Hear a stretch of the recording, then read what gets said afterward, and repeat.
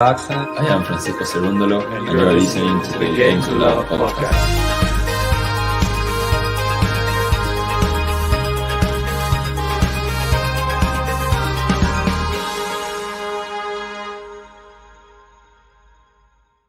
Hey, welcome back, tennis fans. Here we are. We're refreshed after Roland Garros. We've had a good sleep, and we wake up trying to work out, was it all a dream? Well, I can confirm it was not. Rafael Nadal wins number 14 and number 22 and goes 2 ahead in the Grand Slam race, ahead of Novak Djokovic, who is sitting there twiddling his thumbs, thinking, what if I'd have defeated Nadal at Roland Garros? How are you, JG? Have you had time to absorb this amazing news? No, I haven't. I mean, it still feels so fresh. It feels great. It couldn't have gone any better, really, Roland Garros in the end, with Rafa Nadal winning it. Nobody can say he had an easy route. He played so many top 10 players en route. He had to beat Novak Djokovic as well to get there, which makes it more special for me. And I've been saying in the build-up, Ben, I've been being very big on Rafael Nadal, despite the problem in Rome with his foot against Shapovalov. I was saying I'm quite happy with the prospect that we are going to be getting potentially a Nadal-Djokovic quarterfinal, because I believe Nadal will want revenge. I think he had that extra incentive from what happened last year. He hardly loses here, and I knew he was going to win. I knew he was going to beat Novak Djokovic. With regards to the whole event, there could have been a slip up in the semis. I wasn't so sure, but he managed to come through that as well. And it was just a remarkable tournament. He wasn't at his best, but I'm thrilled. I believed in him from the beginning. I picked him in my bracket. I picked Iga as well, and they both came through. So 2 of my favourites winning. And in terms of what it now means, the magnitude of this, it's 22 Grand Slams. He's increased the gap at the top. He's added an extra one. Novak Djokovic and Federer both on 20. It couldn't have been any better for me. Literally. I mean, who'd have thought it? I know that we sort of said this on the end of the match yesterday as well. We were sort of talking about in the draw previews last night. Just back in November, back in December time, there just wasn't even really, they was just thinking about, can Rafael Nadal just get back on a tennis court was the main aim for this year, and see him playing again would have been reward enough for tennis fans, especially Rafa fans out there. But he has not only got back on a tennis court, he has gone on to win the Australian Open, had the best start to his year that he's ever had in his career, and now he's just captured Roland Garros again, despite, well, what we're hearing now. Like, I listened to that post-match press conference. I didn't realize, very, very interesting. I didn't realize the extent to what they have to do to his foot to actually allow him to play. He is playing with a foot with no feeling in, which is, for me, so dangerous that he was even saying, there's a chance I can roll my ankle and I can't feel my foot. Like he said, I could run around. There's a chance I could seriously injure myself in a match. And I just think it's incredible that he didn't go over on his ankle or anything, and he still managed to finish the entire tournament and win Roland Garros again. Credit to the guy. I mean, he did everything within his power to win this Grand Slam again for his fans and for himself, because he just says he absolutely loves it, and he had to take the chance and the risk, and it was a risk, but it paid off. Yeah, he knew that he could, if him playing at Roland Garros with his record there and the way he just seems, his game is so suited to the Châtelet clay. It works perfectly. It's a match made in heaven. He was going to do whatever he could to make sure he can play. And this is why I believed he could win from the start, because knowing he had his doctor there and knowing that himself and Carlos, not Carlos Moya, Mark Lopez was saying at the start as well, discussing the prospect that because his doctor's there, they believed, his whole team basically believed that he could make it all the way through to Sunday if need be. And on that basis, I'm confident he can win it. I mean, how can you look past him with the record he's got? 112 wins, 3 losses now. It's astonishing. It really is. I'm And surprised you did look past it. I mean, it's not just you. We had John well, Silk as well. There was a lot of people who really just did not believe in him enough. And we was having so many conversations over a few wines and beers in Zagreb, and you both come with the narrative to me of what was happening in Rome and the foot and this and that. And there just seemed to be so many excuses.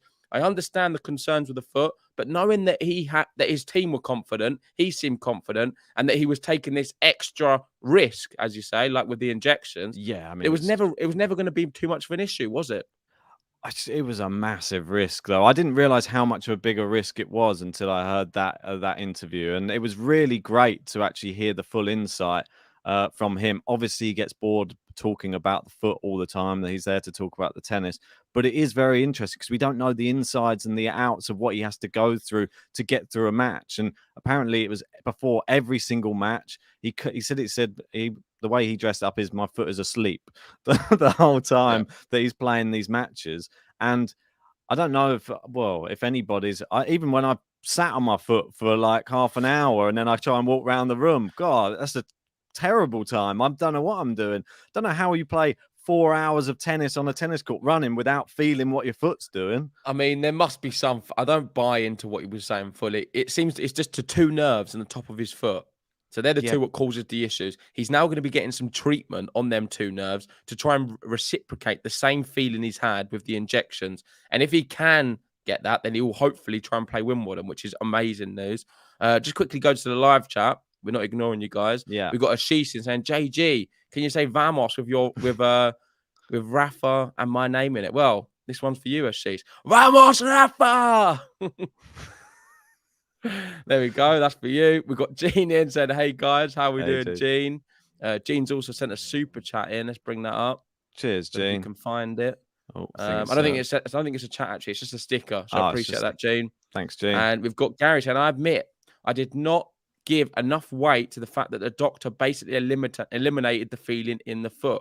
And I think a lot of you didn't really. No. Without digging anyone out too much, I thought I've only got you here to speak to, really, because you can react.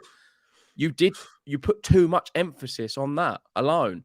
With the injections, it wasn't that's a non-entity, really, because he's able to play his tennis without feeling the foot. And Rafael Nadal, in the form coming into this, like I said, he beat Daniel Medvedev on the hard courts of Australia after losing 2 sets. For me, a lot of people will disagree. They'll say it's Djokovic. I think Daniel Medvedev right now is the best hard court player in the world. They're neck and neck, him and Djokovic, but he's right up there. He's better than Nadal on a hard court generally. Rafael Nadal was able to eliminate him and beat him in that final. That showed everything to me on terms of what level he's able to produce and what fight he had for this year. Going into Roland Garros, an event which he's so good at, I don't understand why so many people didn't believe in him. It wasn't just, even on the tennis league as well, there were so many people who didn't really back him.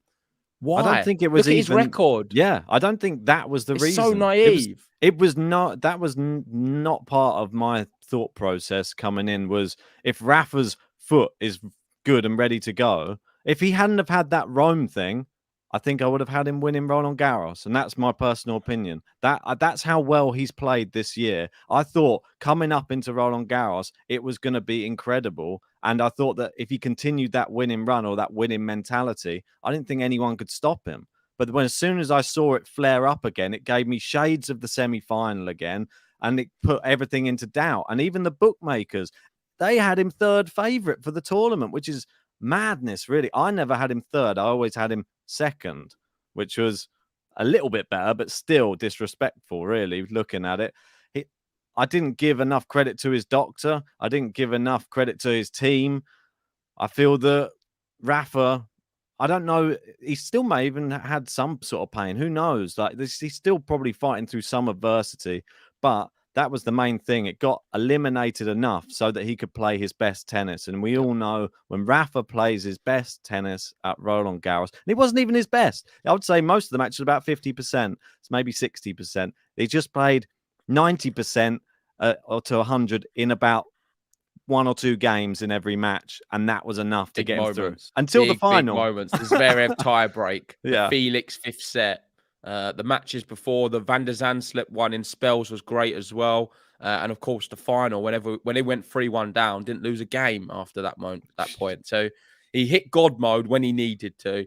And I'm Exactly. very encouraged with what I saw. I feel now this is not going to be his last Roland Garros. I believe he can be back there. I see a hunger in his eyes. I see something very special. He keeps deflecting off the fact that he's not so bothered about the Grand Slam race and the numbers and being the greatest. That doesn't mean much to him.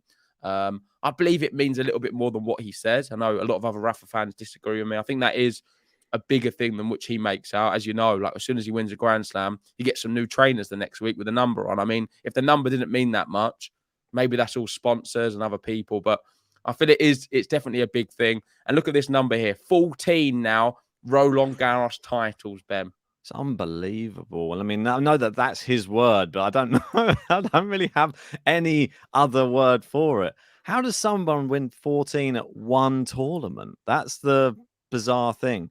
That's just domination, utter domination from the start of his career to where he is now in the present. And call me mad, but I think if he plays it again, it could be 15. That's that mad? I don't think it is. Of course it's not. Of course it's not. And look at this. This graphic, I think, is brilliant. You can see Rafael Nadal's 14 Roland Garros titles. Pete Sampras, 14 Grand Slams, by the way.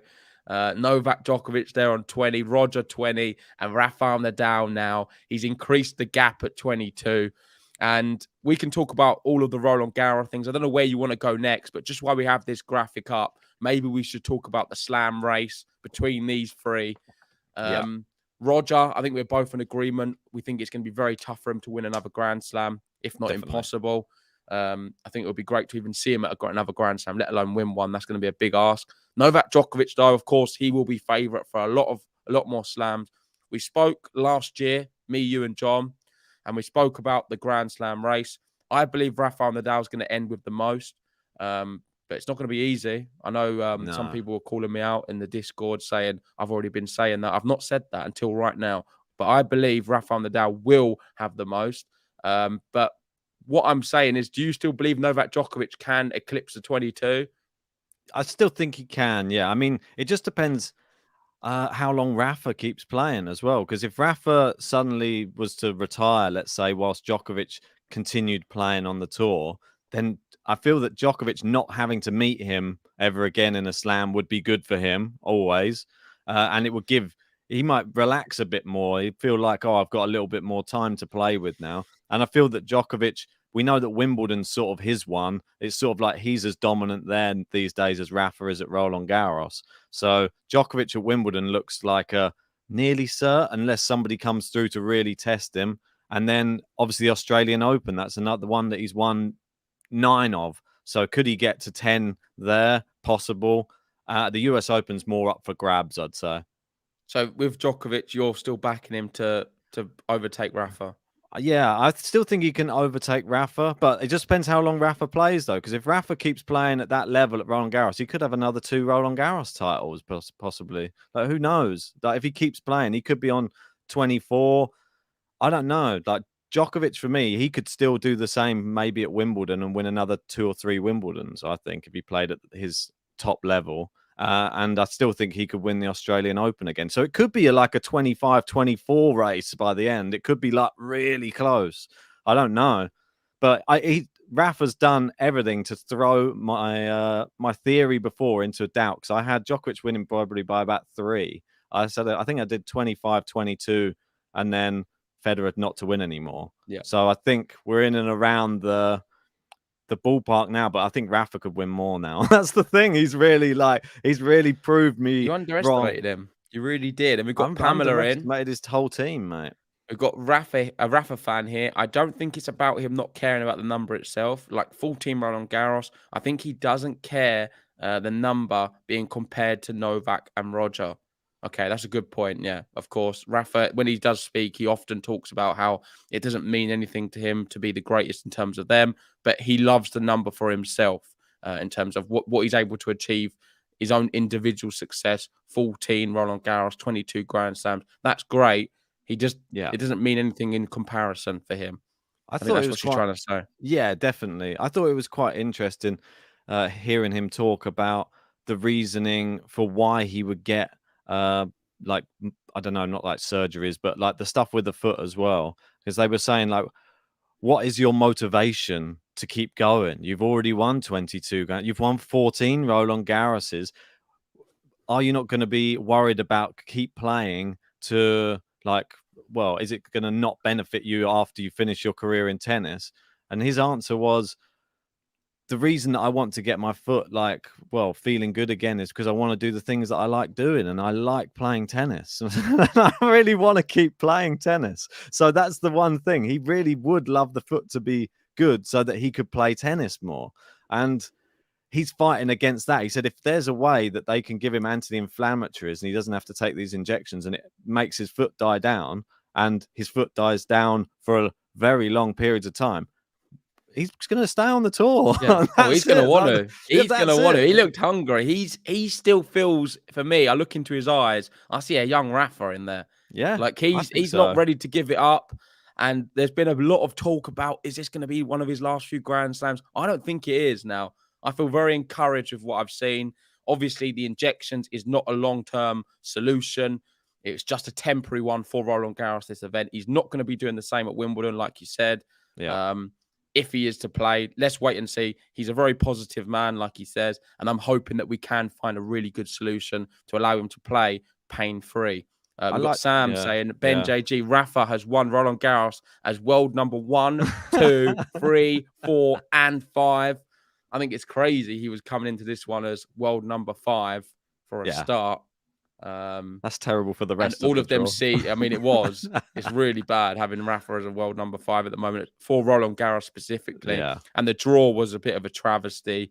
Let's talk about the final, because in that final, Casper Ruud, it wasn't a fair matchup, was it? I mean, it was just very much typified by the fact that the top half was so strong. And I feel all of the matches in preparation to the final was a good build-up. Like, Rafa had the warm-up he needed.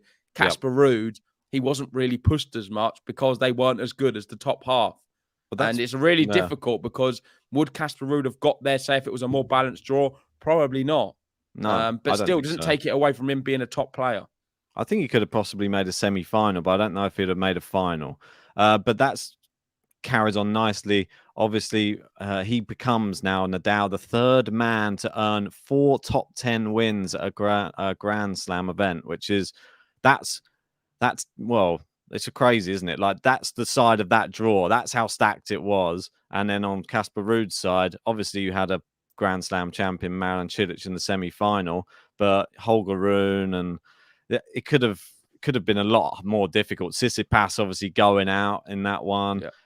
Didn't have to face the same level of competition, nowhere near. And when he got to the final, I think it was wishful thinking, really, to even think that he could take a set. I mean, the only reason I thought he could take a set is I think that you got in my head a little bit by saying Rafa's not been playing well this whole event. And I thought maybe there's a chance, like, if his level goes down, that Ruud might win it. And it did go down, but for like 2 games or something. And then it came back with 11 games in a row. So if Ruud had really put the pressure on in that second set, might have been able to get it, but it just was different class, wasn't it? It was like master v apprentice, and it definitely showed who the actual master was. RAFAEL Nadal destroyed him. It was crazy. Yeah, and like you said, Rafa's draw was tough, beating 4 top 10 players. I believe we've got one here saying players in the Open era to beat 4 top 10 players on way to a Slam final. We've got Wilander 1982, Federer 2017. Remember, that was a really tough draw for Federer en route to winning the Australian Open. And Nadal 2022. So it's very unlikely you get so many top 10 players. And Nadal was able to overcome that, which is remarkable. But before I forget, shout out to Gene off air, who sent a super chat. And he just wrote, here is a little gift for you guys. Take it to celebrate the Rafa victory. Permission granted. Cheers, Gene. We know you're a big Novak fan. And hopefully you get some good joy, all of you Novak fans, for Wimbledon. Your man going into that one as the favourite. It's hard to look past him right now. And that's, for me, going to make it even more interesting with the Slam race, because you do have RAFAEL Nadal going for the gold, well, not the Golden Slam, the calendar year Slam. There's no Olympics. And he's going to have to beat Novak Djokovic at a Wimbledon potentially to get it, which I think is another great narrative. We've got Rod Laver, someone familiar with the calendar slam. He's congratulating Rafael Nadal, 14 French Opens, 22 majors, a flawless performance, caps off a grueling fortnight. I hope you get some rest now, halfway to the slam. Yeah, Big well, ask. I think it is a big ask, but I really liked, that was another thing I liked. It was quite a long post-match interview that he had to do. But I really liked Rafa's words about Wimbledon, like completely shutting down some of those reports that came out from Marca. And the respect that he shows for Wimbledon is very admirable as well. He's just said, "What? I can't believe like anybody would say that I wouldn't want to play Wimbledon." He said, "This is one of the greatest tournaments like in the world. I've always," he said, I wish I'm at Wimbledon every single year. This is like my dream." So I just think that Rafa's going to try his best to be there, obviously, but he only took this risk for Roland Garros probably because he has the best chance of winning this tournament. It's his tournament, really. And the Wimbledon one, I don't know if it's worth taking the risk, injecting your foot so many times over the course of 2 weeks in such a short space of time between tournaments. So, yeah, it's going to be very interesting. I'd love to see him there, and I'd love to see him because he got to the semi-finals last time he was there. I think he could definitely at least get to a semi-final. Again, there's going to be less players in this draw as well. There's going to be less top players. There's a chance for him here, and I think he knows that as well. If he was to get to a final, who knows what can happen with Rafael Nadal?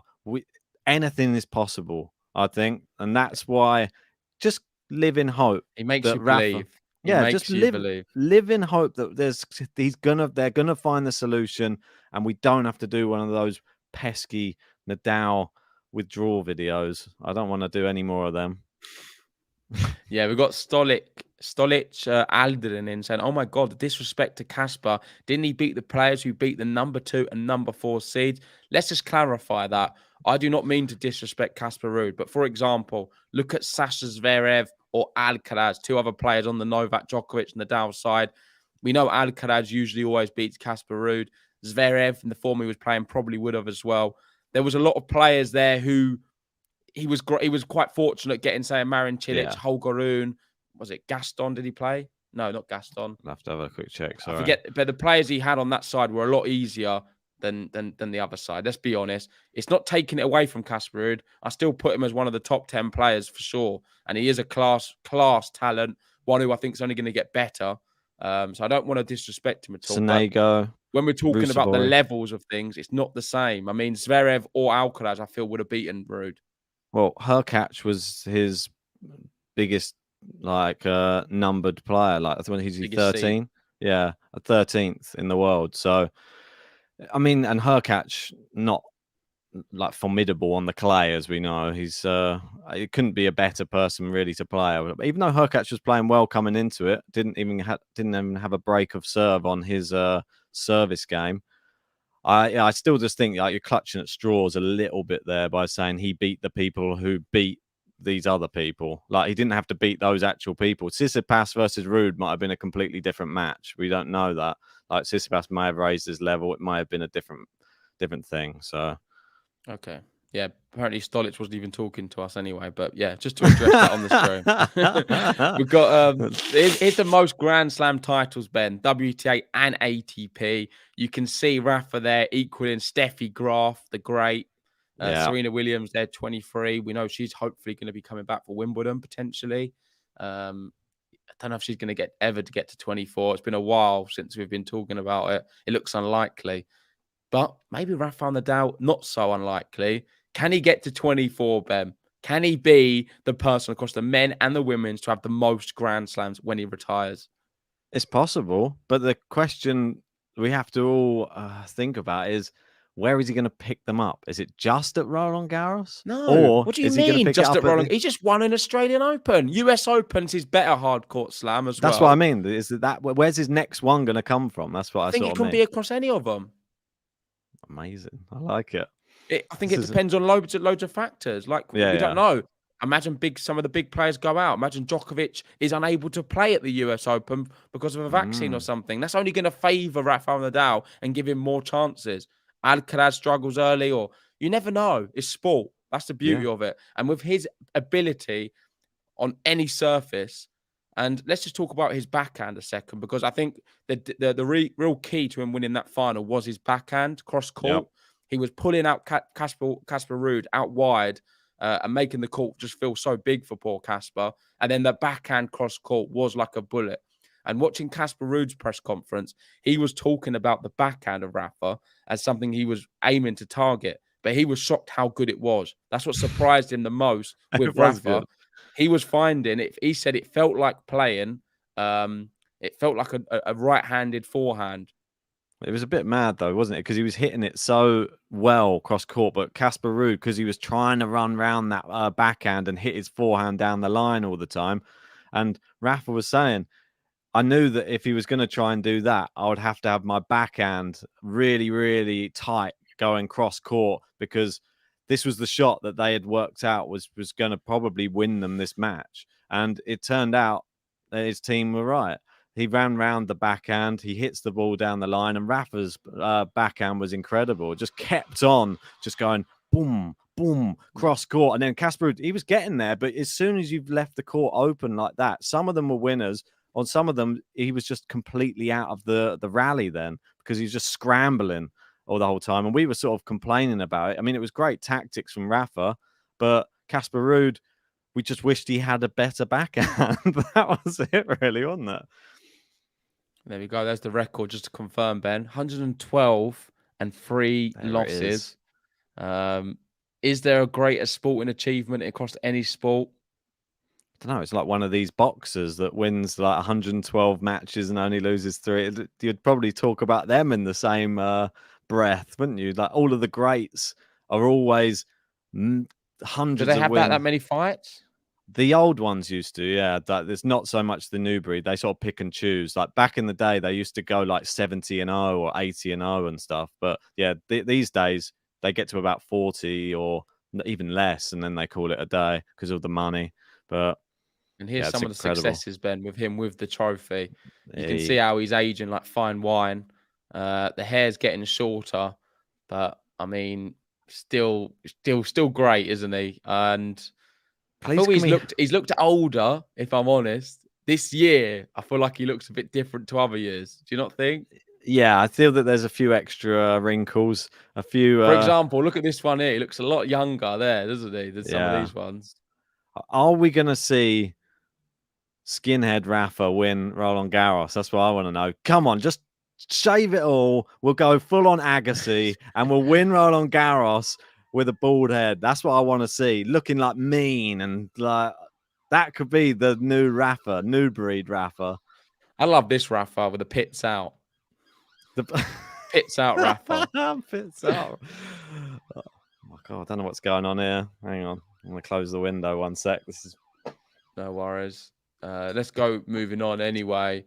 I think we've done a lot of these. We've got Joe in here, Pompilano, saying Rafael Nadal just become the only man in tennis history to win 22 Grand Slams, and he did it while wearing a $1 million Richard Mille. Is it Mille or Mille? Yeah, Richard Mille watch. Yeah. Richard Mille. I know you're into your watches. The watch weighs just 30 grams. Only 50 copies exist, and it can withstand 5,000 G's of force. I know. Here's the watch here. It's a bit mad, isn't it? I didn't realize he was wearing that, and I wasn't sure if it's is this purely for sponsorship? Does he have to wear this? Maybe. I'm not sure. There's got to be something in it. You'd expect it to be that, but he was wearing a $1 million watch while you played. I thought that was quite insane. Part of me thinks that he didn't buy that watch. I think that may have been a gift from Richard Mille, but Are you suggesting he couldn't afford to buy it himself, Ben? He could buy many. He could probably buy a couple with just the prize money. So it's, I just apparently it is a sponsorship. I thought it would be. Cheers for that, Lydia. The longer or the more money you get, the less money you have to spend. Everybody knows how it works in the limelight. Maybe one day we'll get one of those watches. I wouldn't want one. I'd be too scared. Yeah, true. But this is a player we do know quite well, Ben. David Ferrer, and he's had his piece to say. And he said Rafael Nadal is the greatest player of all time. He's a big admirer of him. Of course, I think he is a little bit biased being from Spain and A having little such a bit. good relationship. They're good friends as well. Yeah. But I thought I'd include this because it is Really David nice. Ferrer, someone we've had on the podcast. In terms of what's happened, how the numbers have aligned, 14 in Paris for Real Madrid, and he was there, and then 14 for him in Paris the week after. Crazy, isn't it? Looks almost like a football manager there on the left. Doesn't he? Looks like he's on the touchline. Like, you, over there, get back. Maybe he is. Maybe he's a football manager. Future Real Madrid manager, maybe? Rafael Nadal? What do you think? Not so sure. Not All so right. sure. It's a bit of a punt. This is his photo shoot. Hey, We always love a photo shoot of him by where is it? The Alexandra the Third Bridge in Paris. Nice. Looks happy as ever. Look at him. Yeah, How many photo shoots has he done? He's always wearing his jeans as well and the polo top, I've noticed. Yeah. Size too small as well. It gets the ball little logo in. He's never not got that there. No pits out in that one. No pits out. And here we go. This is Rafael Nadal, potentially. Roland Garros 2050. Like, hear me out. Roland Garros 2050. Can Rafa still do it? This is what he could look like. Still got the hair, Ben, but it is really fading at this point. How has he still got that? He's done what it looks like similar to now. Like, it's actually improved a little bit. I'm not sure, but it's got like a side parting as well. He's gone for a little different style, maybe. But nice. I like the beard though. I'm hoping we get to see that Rafa beard. I mean, joking aside, the reason all these memes are coming out is because you look at him there and the dominance is just remarkable. I mean, 36, he's played against, what, a 24-year-old in the final, and he just still is able to do something like that. I mean, he's an absolute weapon, the guy. How can he... It makes you wonder, like, he's got all these issues with injuries and problems he's had over the years, but he can still produce the best tennis in the world. He is a real phenomenon, and I don't know when it's going to come to an end. Like, it could go on for another few years. And I'm all for it, by the way, guys. I love it. I'm on cloud 9 right now. I mean, it's really hard for me to even do this podcast and digest what's happened and the magnitude of Rafa, all of the things I've been fighting my whole life for against everyone. Every debate I've got into with tennis, a lot of my sort of people I speak to are all Djokovic fans. Let me just clarify that, sort of people off the stream. And it's very difficult often to get through to them because they've always got a better case, I've felt, in recent years. They've always got the head-to-head and this and that, and they always show me all these different statistics and how Djokovic physically looks a lot better than what Rafa is. To have this moment for me is huge. I finally feel I have a real good leg to stand on and making a case for Rafa being the greatest, and I'm all for it. So it's a big few weeks for me. Oh, most definitely. I think that extra one just helped fight the corner, isn't it? I mean, we know that with Djokovic, it's like the weeks at number 1, the Masters things, like, and all of the end of year World Tour final. Like, there's those things that are all in there. But now he's won like all the Masters more than 2 times and stuff like that as well. But that's what I mean. But now you're 2 slams ahead. You're starting to pose the question, so to speak, a bit more. Like the Djokovic fans are going to be a little bit more riled by the fact that it's going to take a while now to get those back. Because even if he wins 1, you're still behind, and he's going to have to win 3 more to overtake Nadal, which is not easy. Really isn't. Well, we've got Gary in, one of my favourite Djokovic fans, and he's saying, don't forget how dominant Nole was in Rome just 3 weeks ago. Rafa didn't destroy him at Roland Garros. A few key points decided things on Rafa's best surface.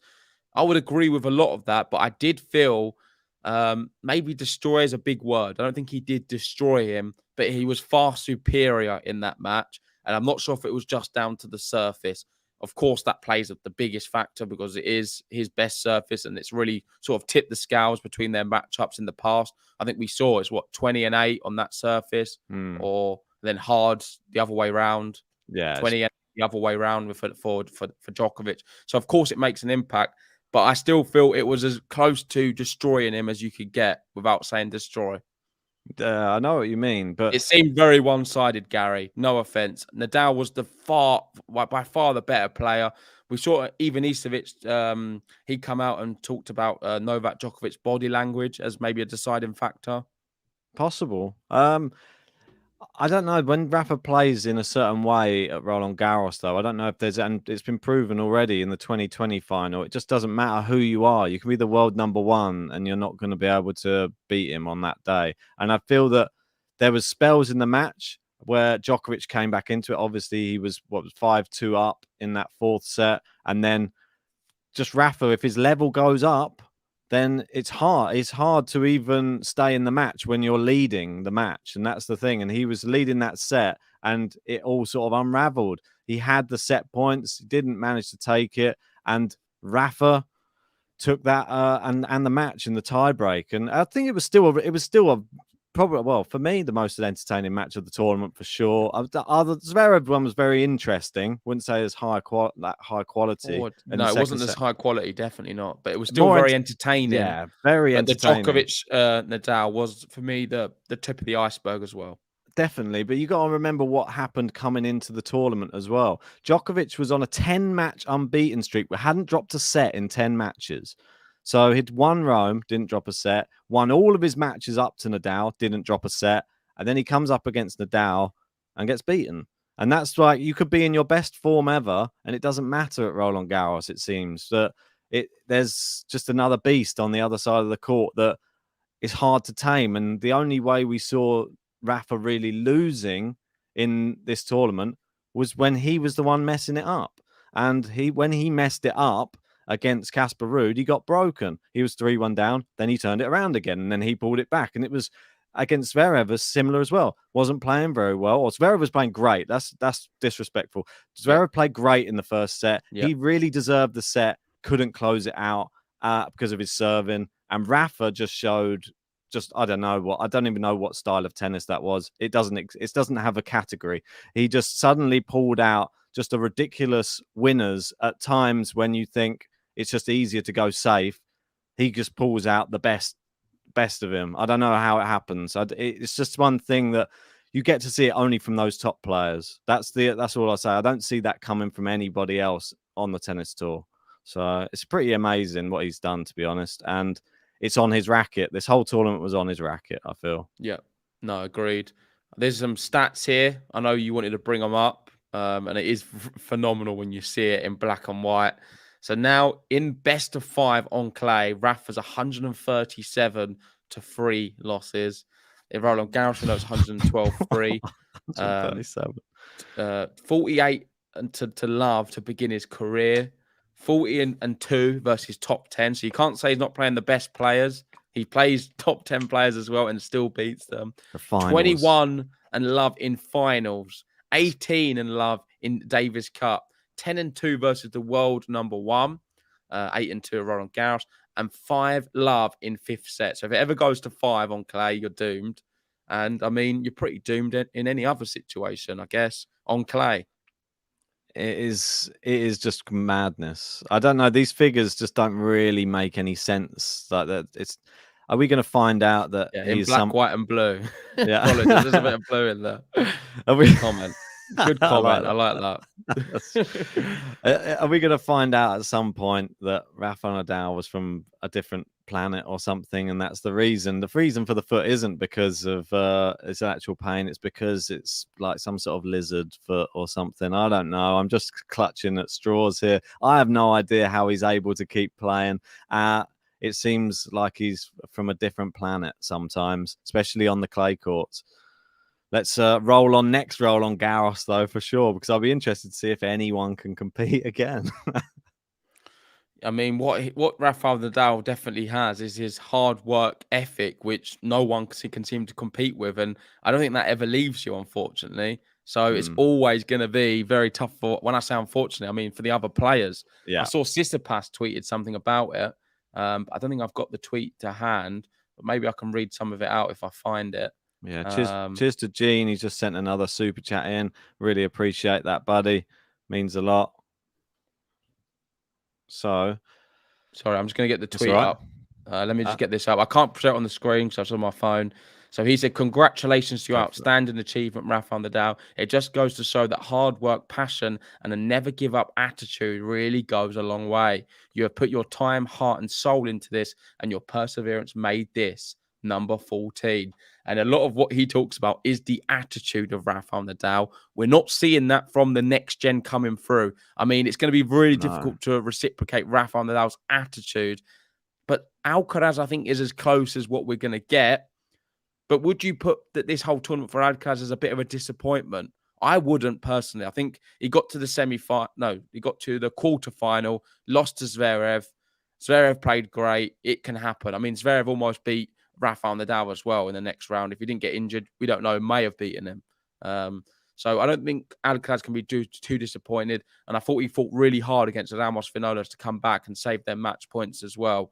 But there is definitely that fight and mental side of the game missing still from the younger players. I think that's evident, isn't it? Most definitely. I mean, and Zverev showed that as well because he should have been 2 sets up, definitely. The one that if he had some composure, he would have been 2 sets up. Yeah, well, for sure. I mean, he would have served it out. I mean, that's the one thing that's always been his Achilles heel. Sorry to speak about his injury a little bit. It's not really his heel, but the one that we bypassed was Musetti, really, at the beginning. I think that's the perfect example of what we're talking about. Somebody who gets to the perfect position to win a match and then just capitulated again at Roland Garros. And he's going to have to really do some hard mental training, Lorenzo Musetti, because I feel that he could go deep in Roland Garros. There's just something that's not there. He doesn't quite have what Alcaraz has in that never say die attitude, the similar to the Nadal, where every point you'll work for, every point means something. I don't care if I'm love 40 down, I'm still running full clappers to the net to try and get that ball, to try and win that, because the next point might be mine as well. And you can't really, I don't know if you can teach it, that type of thing. It might just be something that's inbuilt in people, because Alcaraz seems to have that a lot more than what even someone like a Tsitsipas or maybe even someone like Zverev. Yeah, people like that. Zverev, it's not, I don't know, they're a bit shaky when it comes to the real crunch time. I think Daniel Medvedev you can excuse. I think mentally he's shown he's a little bit more resilient with what he's been able to do in his career, but just obviously not on the clay. He's still got that sort of block on the clay, not really at the level, but it was still an encouraging tournament from him on clay, considering it's not his best surface. Another one. Felix,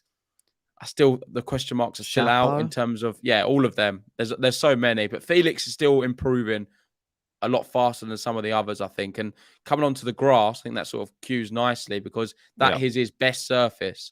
And Rafa Nadal come out and said, I'm going to be at Wimbledon if my body is ready to be at Wimbledon. Nobody wants to miss Wimbledon. I know you spoke about it at the start. Felix is a contender. Berrettini's back this week. Yep. He's playing in an event at 250. I believe, is it one of the ones in Germany? Maybe. Yeah. I think so, and we've got a few other players who we know can play on grass. Marin Cilic is looking good at the moment. Maybe he could go onto the grass and be dangerous. Ugo Humbert, some of these guys who we like on this surface. Hurkacz, of course, the big serve. Where do you rate Rafael Nadal's chances of a Wimbledon if he is fit and if he is able to play it? This year, with the lack of people, I think give me your top 5 in order. Where do I think he can get to? Where does he rank in the top 5 of a Wimbledon? Before we know any draws or anything like that, we know he's not going to be taking injections in his foot. That's not possible. So there may be a situation. You've got to factor this in now. If he is to play Wimbledon, he'll have just anti-inflammatories on the foot. And if the operation or some of the things he's doing at the moment to try and help the nerves isn't to be too successful and he still opts to play Wimbledon and with just the anti-inflammatories, it could still flare up and we could see a Shapovalov of Robinson at Wimbledon. Yeah, you got to take that into account. You've got to consider that. With that in consideration, I'd still have him in my top 5.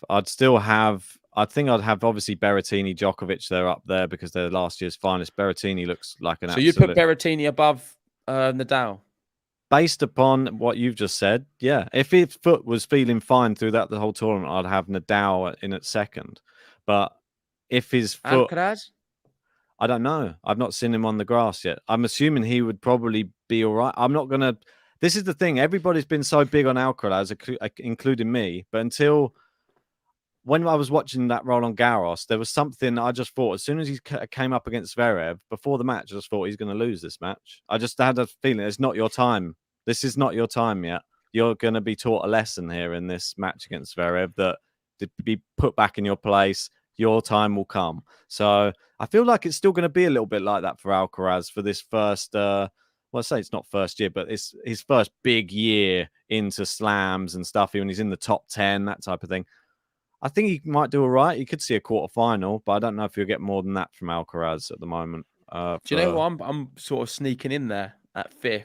It might surprise you. No. I'm gonna sneak someone in there at 5th. I'm interested to know what you have to say.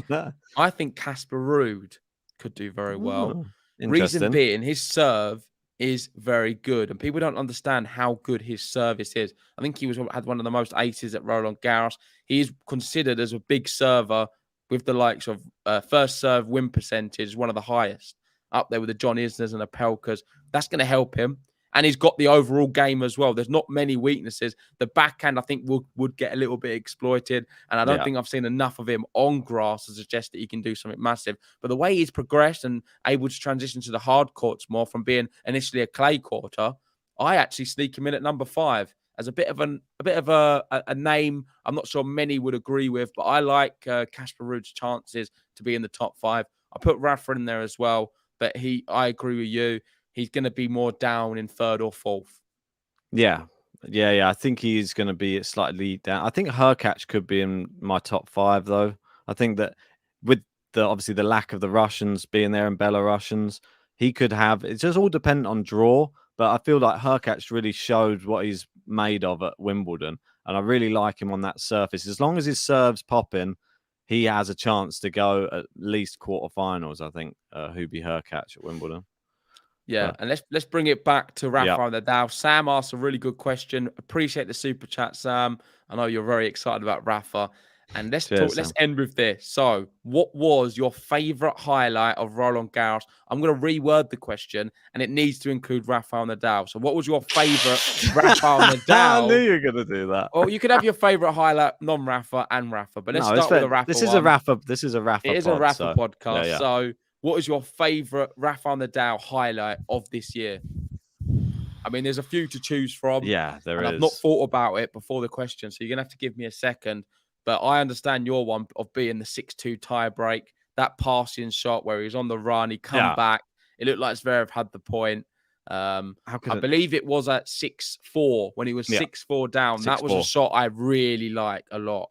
And it's one I always remember. But I'm going to go straight in there then. It's going to be against Novak Djokovic. And I think there was loads against Djokovic, what I really liked.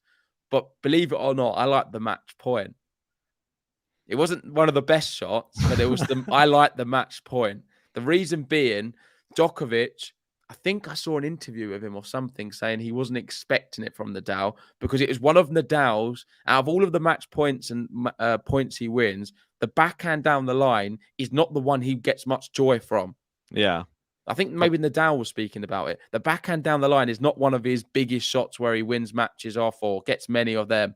Yeah. To end that in that way against Djokovic, I think he was rooted. He wasn't expecting it. I loved it. He mixed up the rally. It was a really good rally before that. And then he hit that backhand down the line. For me, that was my moment of the tournament because that's the moment Rafa beat Novak Djokovic. He got into the semis and it was a shot which we don't see very much from him. I think that's some good reasons I've given there, and I'm really happy with that choice. For me, I'm all the way with Sam H on the 6-4 point. I don't think I've seen anything quite like that type of. It wasn't just the final shot. It was the shot before that as well. I thought that the rally was possibly over when it went out wide to his backhand side, and he sort of slid all the way out there. Sliced it just back over the net, and then it got fired into the other corner, and to see him tear into the other corner and then just to hook it just enough to go over the net and past Zverev, I was like, how has he done that? That's not even human. So that, I think it's just going to be one of those highlights that goes down for years, that one. Amazing. Fair enough. We've got John Silk in. How we doing, Silky boy? Hey. Saying match point was a winner and a backhand winner down the line, one of his trickiest. Cheers, John, for backing that. He's backing my. I don't know if he's agreeing with me and saying that's his favorite as well. But it certainly was a very iconic moment. Yeah, it was. MQR makes a good point, and maybe we should end on this. And that is, I'm just happy that we live in an era of the GOAT. We are very fortunate that we've got 3 guys who have been able to do what they've done. And let's not take anything away from Roger Federer and Novak Djokovic have been able to achieve. They are legends of the game as well. They make the sport better, all collectively together. It's a great atmosphere, makes it competitive, and they all boost each other up. And ultimately, the reason we're able to see such a good Rafa and Nadal is because of the likes of Novak Djokovic and Roger Federer, because he wouldn't have been pushed and motivated as much as what he has done now without them as competitors. So shout out to them as well for making a very competitive era of tennis as fun, as enthralling as it is. And that's how we've got to see this graphic here with Rafa and 14 Roland Garros titles. I totally agree. A big shout out to MJ, who's just sent in a massive super chat. Vamos! A big one there. Really appreciate that. But I do echo what JG is saying. And this goes across not just tennis, but everything in the world, any discipline. If you have people who are great at something and somebody else who's great at it comes along, all it should be, you should be thanking these other people for pushing you even greater, because that's what happens in it doesn't even have to be sport, in life, in everything. You need these people to be sort of like rivals, to help each other, push each other, and that's how we witness greatness. So an amazing end to an amazing tournament, an amazing man, Rafael Nadal, with 14 Roland Garroses, mate. Yeah, I think we wrap it up there. I'm so glad Rafael Nadal proved some of the doubters wrong, including that man over my shoulder. He thought Novak Djokovic could beat him in the quarters, and he thought wrong. He thought wrong. So bad then. That's what I get for that. But yeah, I can understand your reasonings behind it at the time. Let's end right now. Make sure, if you haven't already, hit a like button on the video. Subscribe right now. Rafael Nadal has done something remarkable. It is, for me, one of the greatest things ever. It's one of my favorite moments of the podcast. He's done it. He's won 22. We'll be, of course, speaking about this for the coming weeks. Hopefully we'll have a Silk report this evening if John Silk doesn't let us down. I know we're all really excited, myself included, to hear what he has to say. So join us for that. And, well, there's only one thing really left to say, and that is, Vamos, Rafael Nadal! Hey! Vamos! Rafael Nadal! Hey! Vamos!